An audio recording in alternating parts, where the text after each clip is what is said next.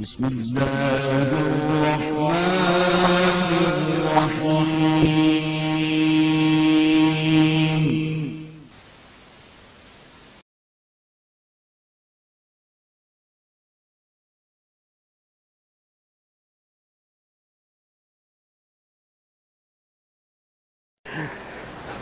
کہتے ہیں حضرت اویس قرنی یہ بیچارے جن کا ذکر صحیح مسلم کے اندر بھی آیا ہے اور جن کے نام کے فاتحے 15 شعبان کو یہ لوگ حلوے مانڈے یہ تبلیغی جماعت والے اور دیوبندی اور بریلوی سب اڑاتے ہیں سب، اور خوب دانت لگا لگا کے حلوے کھاتے ہیں. اویس قرنی کے بارے میں کہتے ہیں نبی کی محبت میں انہوں نے دانت توڑے تھے.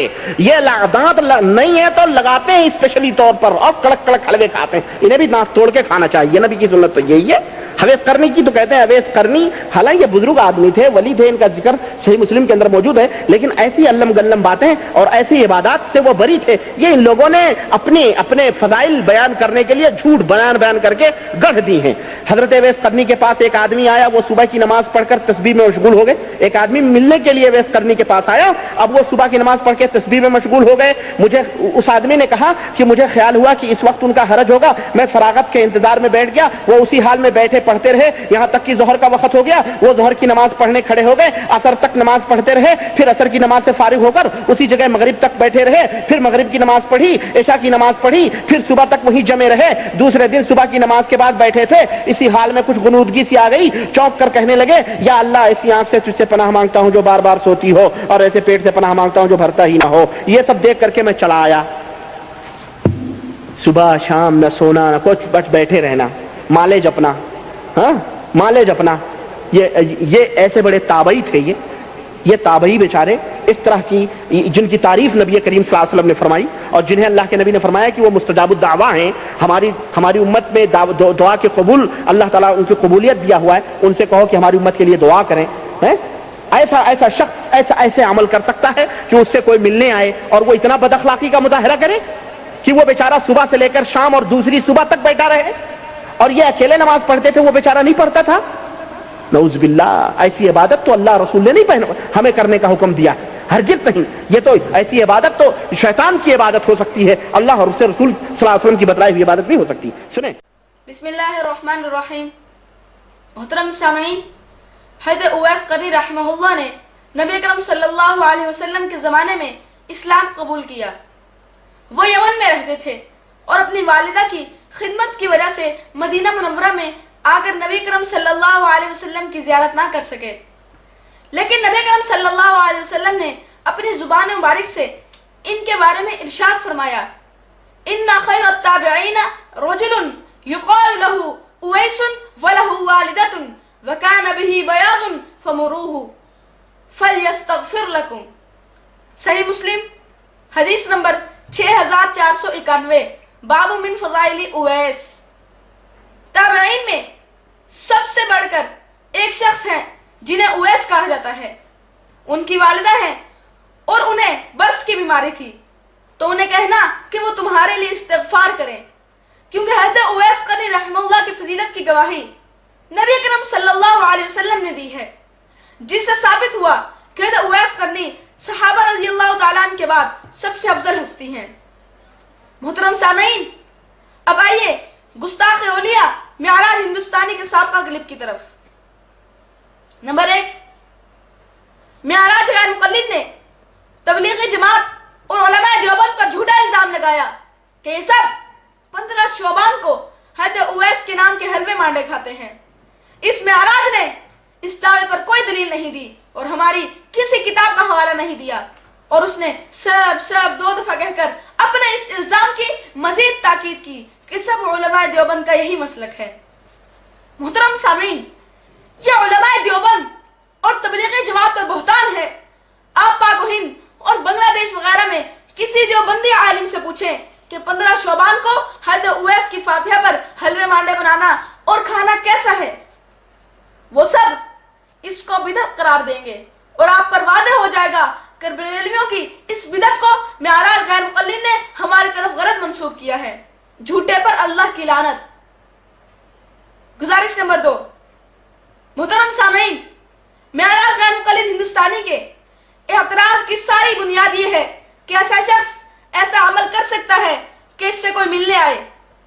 اور وہ اتنا بد اخلاقی کا مظاہرہ کرے کہ وہ بیچارہ صبح سے شام تک اور دوسری صبح تک بیٹھا رہے. یوں اس معراج نے مفروضہ گھڑا کہ جیسے اس آنے والے نے ملاقات کی خواہش کا اظہار کیا تھا، پھر بھی حضرت اویس قرنی اس کو نہ ملے. حالانکہ یہ واقعہ چاہے آپ دو بار دوبارہ کتاب میں پڑھیں یا کلپ میں سنیں، اس میں یہ بات قطعاً نہیں ہے کہ آنے والے نے حضرت اویس قرنی رحمہ اللہ کو عرض کیا تھا کہ میں آپ سے ملنے آیا ہوں، لہذا جب حضرت اویس کو پتہ ہی نہیں تو آپ کا کیا قصور.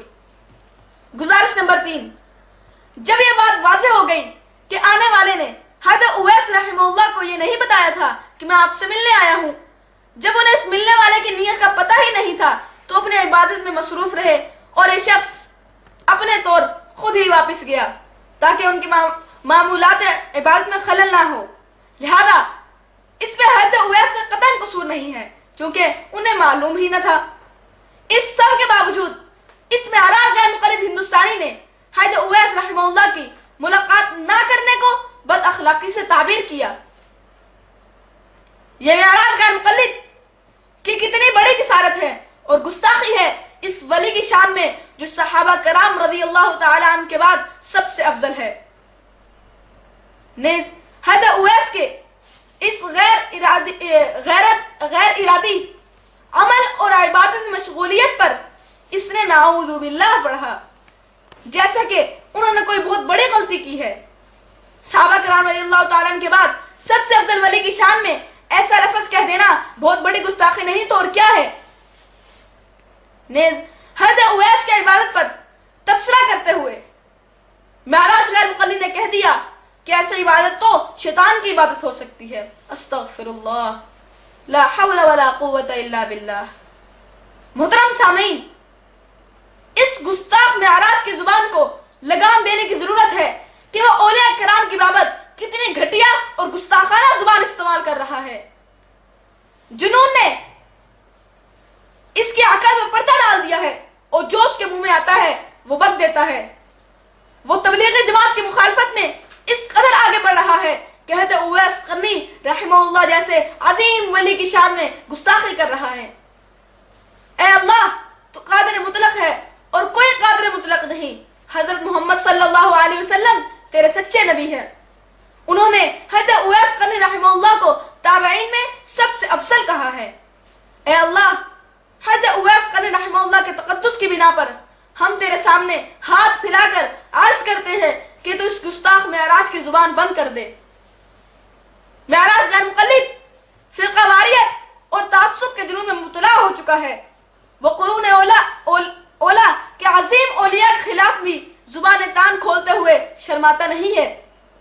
اسی لیے سلیم نازش نے اس کے بارے میں کہا، بزرگوں کی شان میں ہے تیری یہ گستاخیاں، بزرگوں کی شان میں ہے تیری یہ گستاخیاں، منتظر ہے تیرے اس استقبال کو رسوائیاں.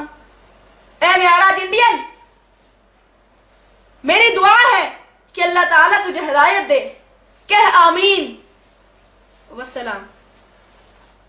نور والی آنکھ کو ہی، نور والی آنکھ کو ہی نور آتا ہے نظر، نور والی آنکھ کو ہی نور آتا ہے نظر، ظلمتوں کے عاشقوں کو روشنی کی کیا خبر، ظلمتوں کے عاشقوں کو روشنی کی کیا خبر.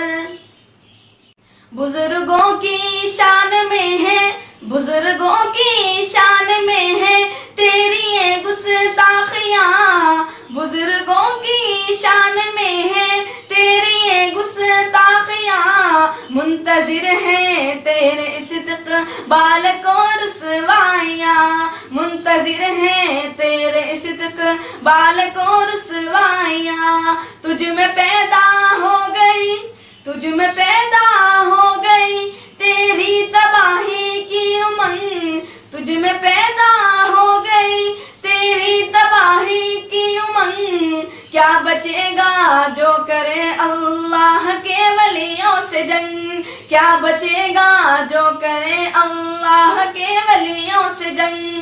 خلق و تہذیب و ادب، خلق و تہذیب و ادب انسانیت سے دور ہے. خلق و تہذیب و ادب انسانیت سے دور ہے. بات میں ہے گندگی شیطانیت بھرپور ہے. بات میں ہے گندگی شیطانیت بھرپور ہے.